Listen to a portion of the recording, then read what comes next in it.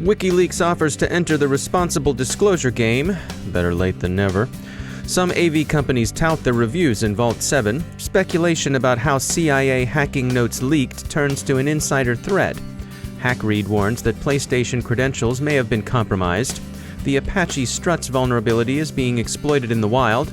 Observers cast doubt on reports the U.S. successfully hacked North Korean missile launches. Comodo researcher Kenneth Geers shares insights from their 2016 Global Research Report. And Trend Micro and Interpol take a look at the West African cybercrime scene.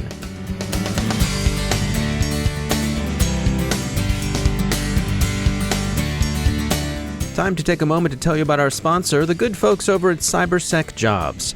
If you're an information security professional seeking your next career or your first career, you need to check out cybersecjobs.com and find your future. CyberSec Jobs is a veteran-owned career site and job fair company for information security professionals and students. Job seekers can create a profile, upload the resume, and search and apply for thousands of jobs. And it's great for recruiters, too. If you're an employer looking to source information security professionals, contact CyberSec Jobs about their flexible recruitment packages designed to meet your needs. You'll find this and other great opportunities at cybersecjobs.com. That's cybersecjobs.com.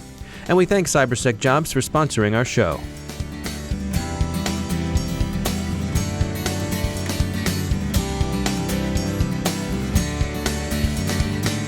Major funding for the CyberWire podcast is provided by Cylance. I'm Dave Bittner in Baltimore with your CyberWire summary for Friday, March 10th, 2017.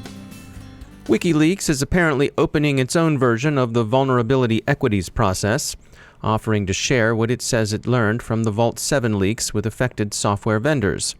Companies are advised by U.S. authorities that receiving classified information puts them on legal thin ice. Some of the antivirus companies mentioned in Vault 7 as having tough-to-bypass products, notably Bitdefender and Comodo, aren't being shy about letting prospective customers know their reputations as, to quote one leaked remark, a pain in the posterior. There's now some speculation about where WikiLeaks got the material it released in Vault 7. WikiLeaks itself says its source was a former U.S. government hacker. The Voice of America says a U.S. intelligence official commented on Background that there are some indications the leak came from a CIA contractor. A federal criminal investigation is in progress. The publication Motherboard reports that WikiLeaks may have been a bit sloppy in redacting names from the dump. Some remain, but whether they're real names, pseudonyms, or something else is difficult to say. But Motherboard is taking no chances and isn't publishing any of them. Reaction from the security industry continues to hold that there's less to the leaks than meet the eye, especially if that eye has been trained on the more alarmist headlines.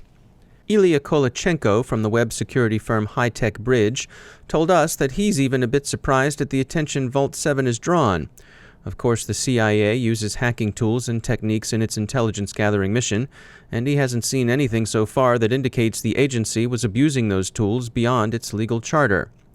The CEO of security company CyberX, Omer Schneider, agrees that it isn't news that the CIA has hacking tools, or that it maintains a stock of 0 days. Quote, most nation-states have similar hacking tools, and they're being used all the time. What's surprising is that the general public is still shocked by stories like these. Regardless of the motives for publishing this, our concern is that Vault 7 makes it even easier for a crop of new cyber actors to get in the game. End quote. Predictably, the Chinese government has admonished the Americans in a high-minded way that the U.S. really ought to stop spying.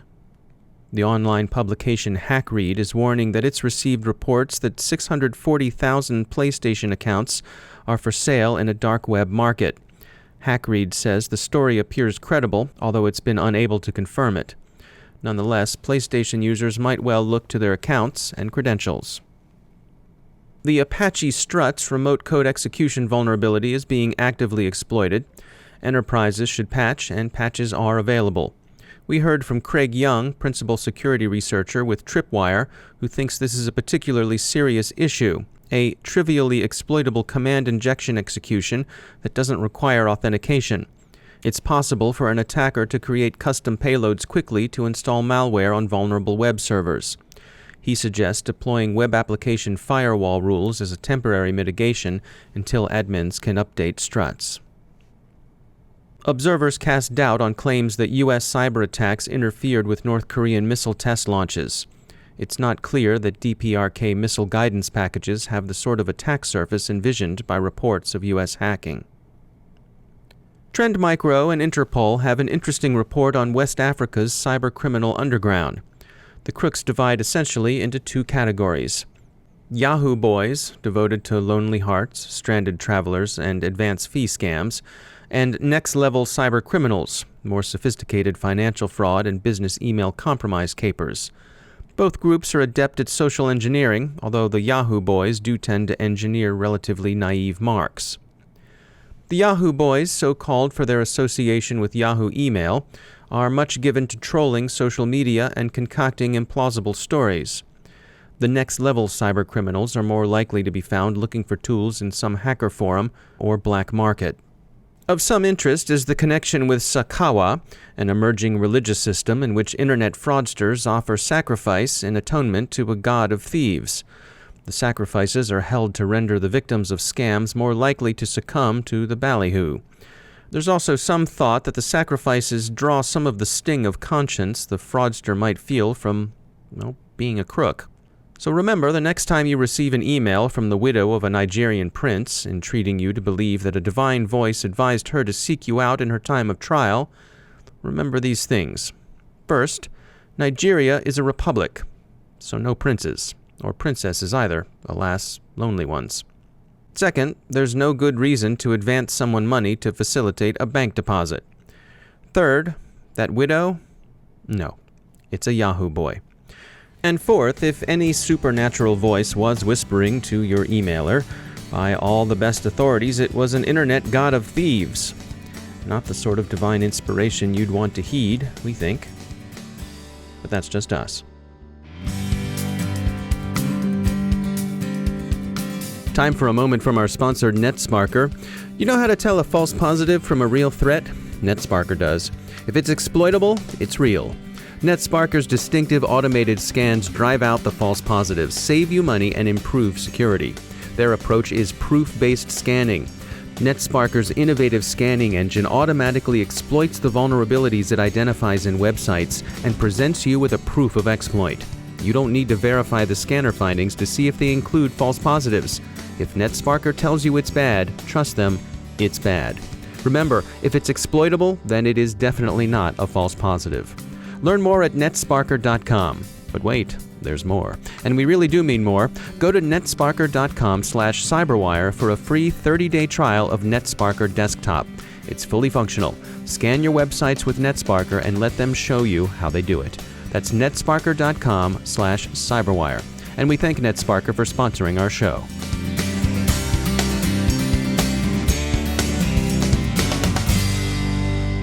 Joining me once again is Joe Carrigan. He's from the Johns Hopkins University Information Security Institute. Joe, welcome back. We've got some stories here about SHA-1. SHA-1, right. But SHA-1 has been sunsetted. Yes, it's been deprecated. That's right. For a number of years, people have been saying don't use it. But it's still in a lot of uses around for file verification, for certificate signing things. Google has changed Chrome so that now when you get a SHA-1 signed certificate, it says this is not as secure as it should be, and right. Kudos to Google for being ahead of the curve on that one. And actually, I think it was one of their researchers that recently generated a SHA-1 collision. Yeah, let's talk about that. So that's interesting. Hash collisions are a very interesting thing. So you have a hashing algorithm is an algorithm that you put something into, a string of bytes into, right. And what you get out is called a hash digest. And it's always the same length, depending on what the hashing algorithm is. It has a few properties, like it shouldn't be easy to be reversed. But one of the other properties is that it shouldn't be easy to generate two hashes that are identical, two hash digests that are identical. Sure. Now, MD5 has been broken for a very long time, and it still has uses in forensics, but that's about it. So if it's not good for storing password hashes, it's not good for anything other than a forensic application. The SHA-1 now has entered that realm where it's about the same. It's no longer reliable as a demonstrably no longer reliable. Theoretically, it's been no longer reliable for a number of years, but now it is demonstrably no longer reliable. Yeah, I saw that Google said that it would take roughly 110 years of computing from a single GPU to produce the collision. Right. And Google's being a little coy with it. They say they're waiting 90 days to say exactly how they did it, which I guess is a good thing. Yep, that gives everybody enough time to stop using SHA-1. I'm going to go out on a limb here and predict that not everybody's going to stop using it. Well, no, and I've spoken to some other experts on the show about people who help organizations sort of track down and replace their uses of SHA-1. Right. And one of the points they made was that if you have a large website or a large installation, you may have instances of SHA-1 spread around that maybe you've lost track of. Right. It's a configuration management problem as well. It can be a nightmare. Yeah. All right. Interesting stuff as always. Joe Carrigan, thanks for joining us. My pleasure.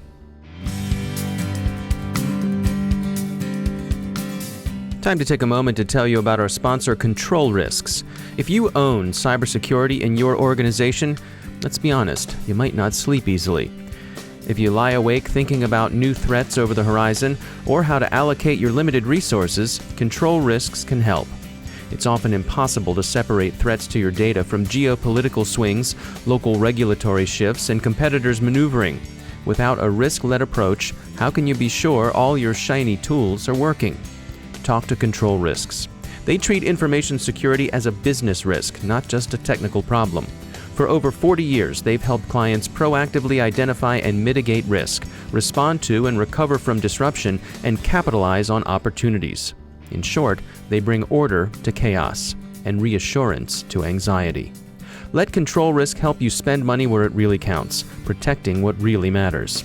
Find out more at controlrisks.com/cyberwire. That's controlrisks.com/cyberwire. And we thank Control Risks for sponsoring our show.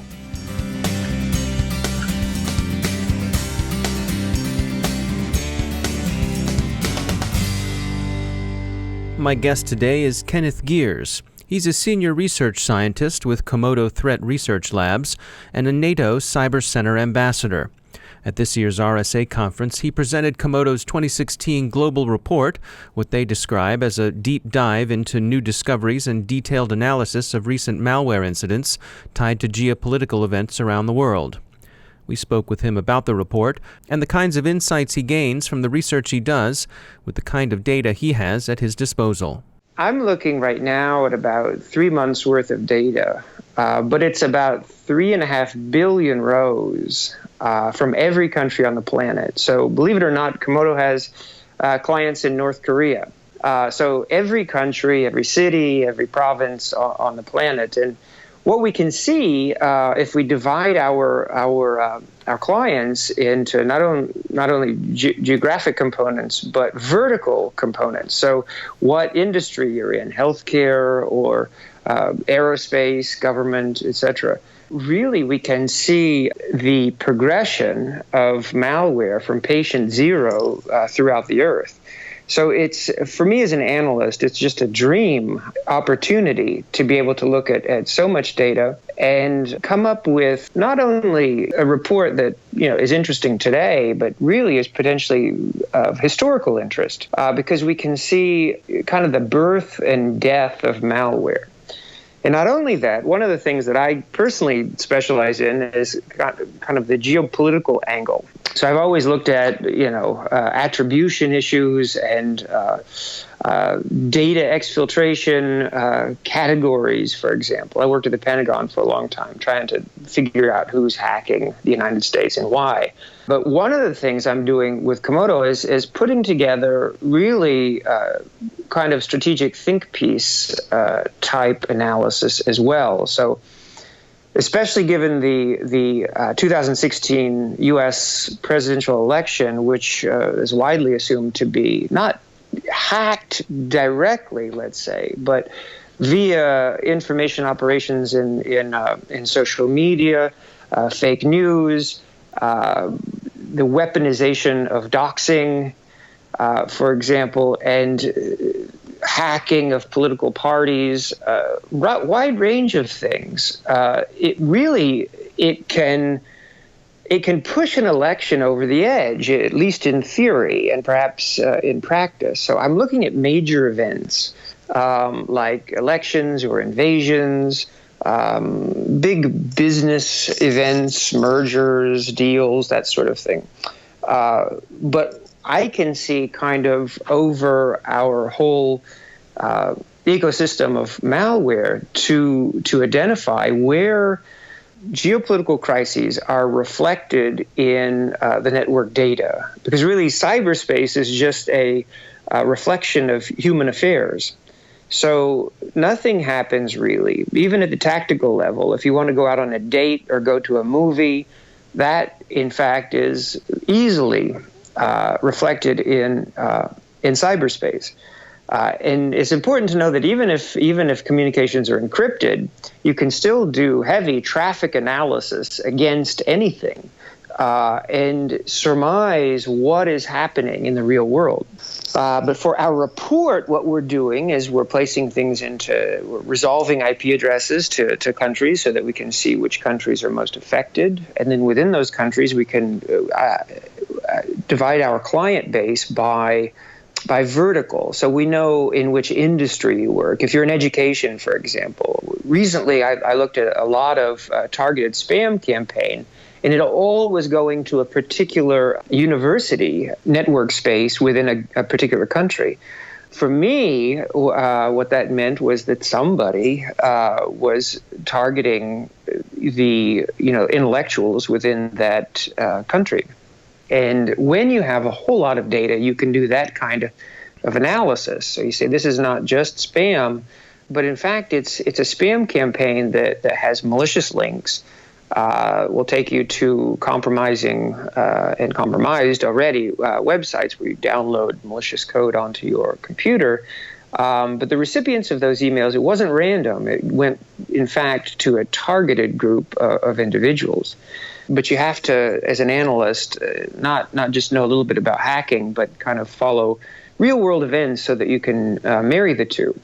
But that's what we're doing with our 2016 report. We're trying not just to talk about viruses and worms and Trojans, but what they're used for and who potentially the actors are who write this kind of software and the purposes they're using malicious code for, which really is even more important and easier to understand for a layperson. But it can also inform system administrators to this kind of analysis and this angle to help defend your company. Because if you know, for example, that you are entering a period of geopolitical uncertainty or international conflict and tension, for sure you'll be targeted. That's only normal today. So for me as an analyst at Comodo working on such a large data set, it's really a joy to be able to have room for a lot of creativity and imagination when putting together a year-long report. That's Kenneth Geers from Comodo Group. And that's the CyberWire. For links to all of today's stories, along with interviews, our glossary, and more, visit thecyberwire.com. Thanks to all of our sponsors who make the CyberWire possible, especially to our sustaining sponsor, Cylance. To find out how they can protect you from cyber attacks, visit cylance.com. Be sure to check us out on Twitter and Facebook and LinkedIn, and if you have the inclination, we would really appreciate it if you would take the time to leave a review on iTunes. It really does help people find the show. The CyberWire podcast is produced by Pratt Street Media. Our editor is John Petrick. Our social media editor is Jennifer Iben. Technical editor is Chris Russell. Executive editor is Peter Kilpie. And I'm Dave Bittner. Have a great weekend, everybody. Thanks for listening.